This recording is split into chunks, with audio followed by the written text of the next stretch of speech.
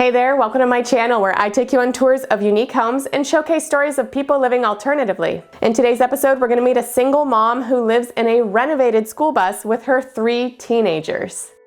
And I know what some of you are thinking. Living in a tiny space with 3 teenagers? How do they make it work? Well, they're going to explain that and also why they believe this lifestyle has afforded them more valuable life experiences while bringing them closer together as a family. Now we have so much time together and I appreciate it every single day. I'm gonna cry. But before we get started, if you like videos like this where we showcase stories of people living alternatively, make sure that you subscribe and hit that notification bell so that you know every single time we publish a new episode.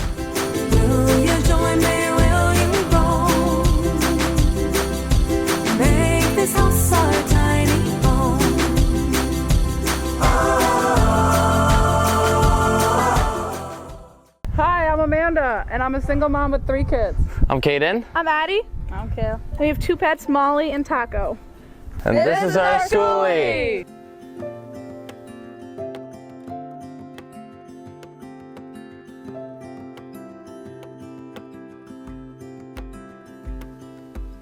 So before bus life, I had a full-time job. I was a teacher. I was a teacher for 12 years. My kids went to public school. We were immersed in that community and some life circumstances changed and we had a family conversation. We didn't know what to do.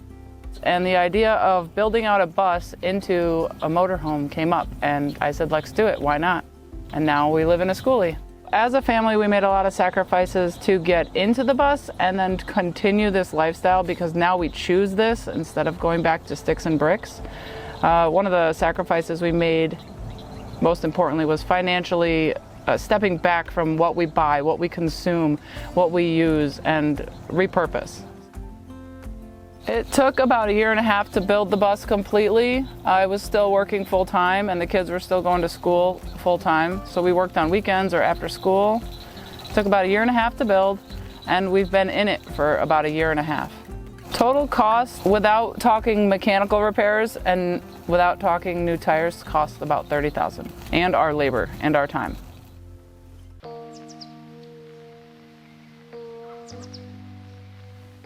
Welcome to the outside of our schoolie. It is a 2005 International. It is 40 feet long, 8 feet wide, and 10.5 feet tall. It comes out at about 27,000 pounds.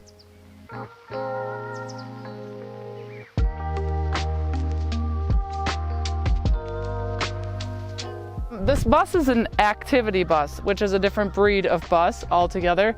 Our windows are unique because they have all of them sliding, go back and forth like this.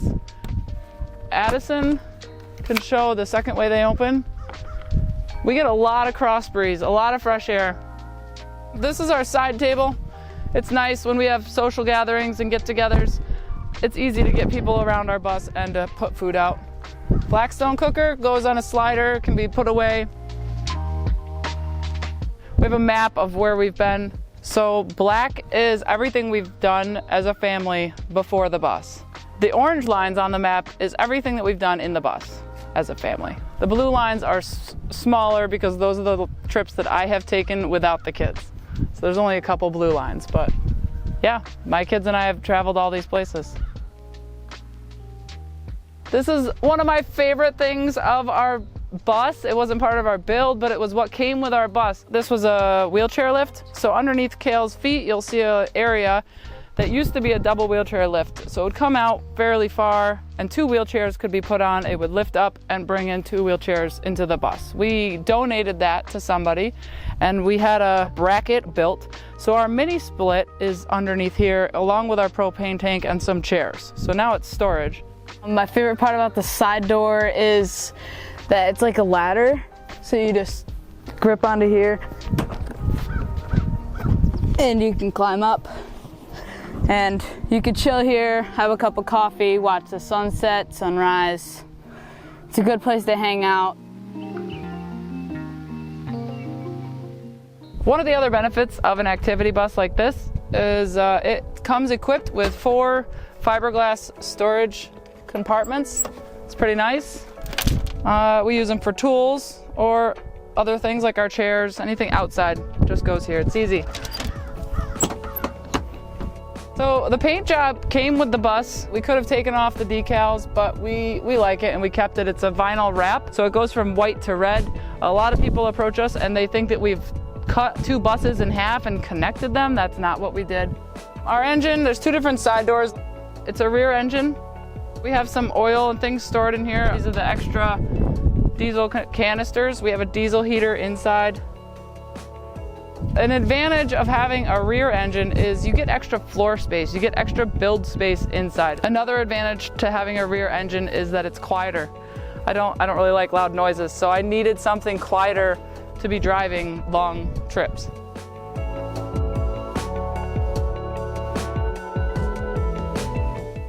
Come with me and we'll check out the inside.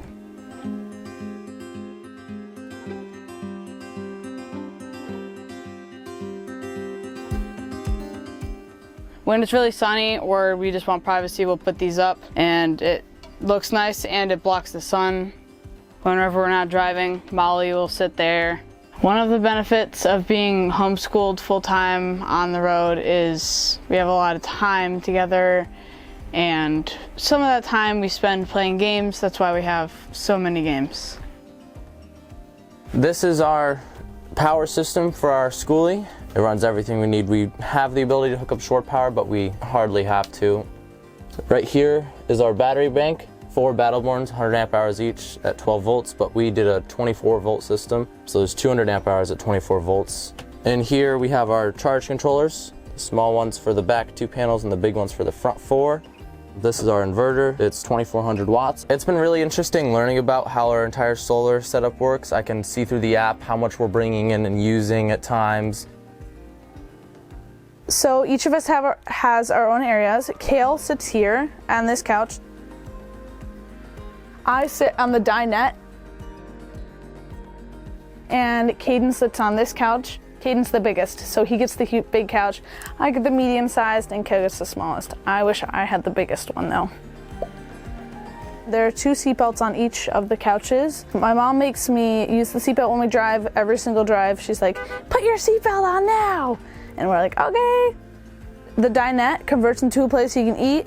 This piece of wood down here comes up to this piece of wood and it will pop up and we have a sitting area. So 2 seats and a table. We mostly do family meals and eat together. Like we'll cook the meal and then we all sit in separate spots and talk about our days or play a game during the meal and stuff. One of the benefits about our 12 volt fridge is that it doesn't use that much power.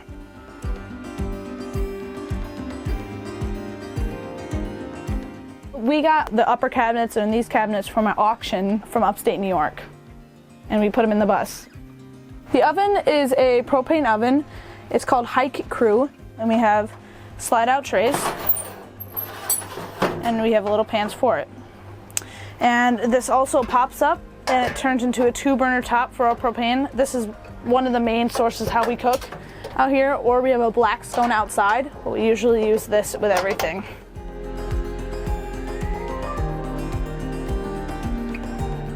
So in our old house, we kind of repurposed as much as we could out of it before we moved out.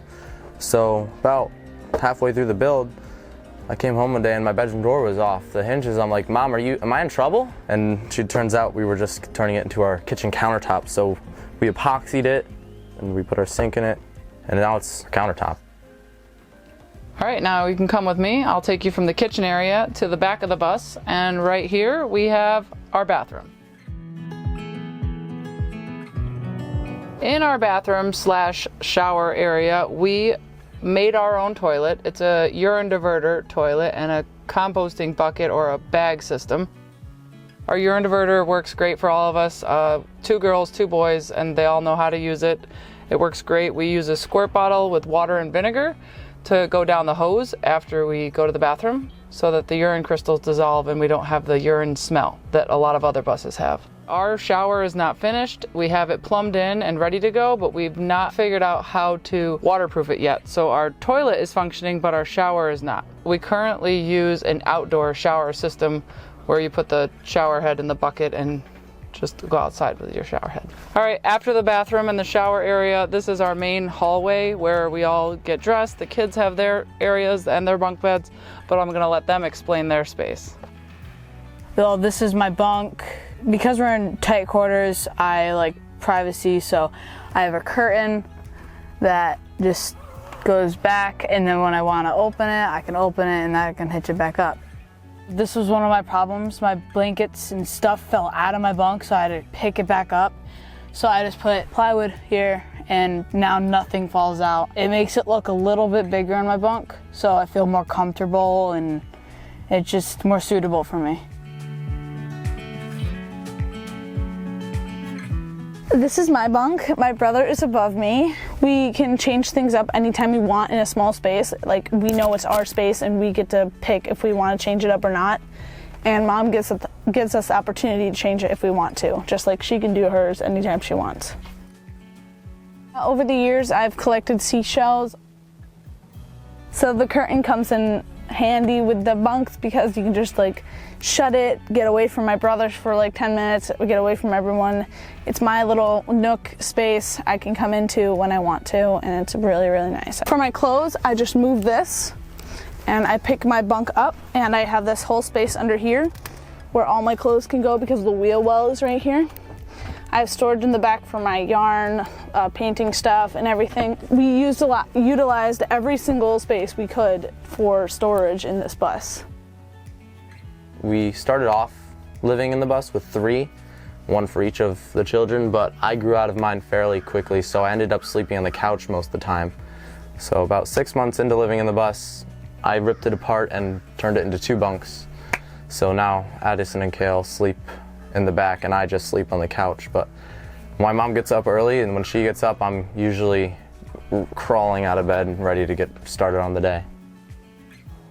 So now we're in my bedroom space. I have the largest bed space and storage and closet. I found out I really wanted something with doors on it and something with baskets. So that helps keep things contained within my closet. I also have a bench with a fold-up table. It works really well. Addison and I painted this together and sealed it, so I can do work here if I need to, or I can turn my twin bed into a full-size bed. So the reason why we have this layout in our bus is so that I can be in my bed, relaxing and having some space away from my kids, but I can stick my head around the corner. I can see the big couch, the front door, and the side door, so I can still see what's going on, but I can be distanced from it if I feel the need to have my own space.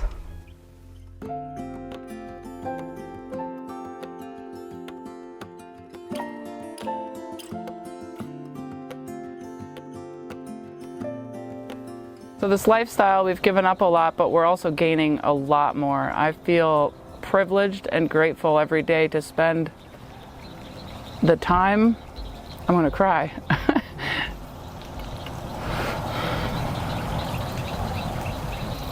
I feel grateful to have this time with my kids at this age, as they're teenagers, and I get to spend that time with them.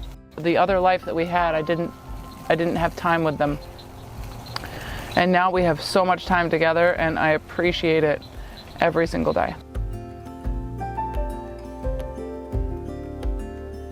I would want to tell anybody who's thinking about doing this to jump on and get it done and go do it, because I wish I had done it sooner. And I'm glad every day that we're here and we're living this lifestyle.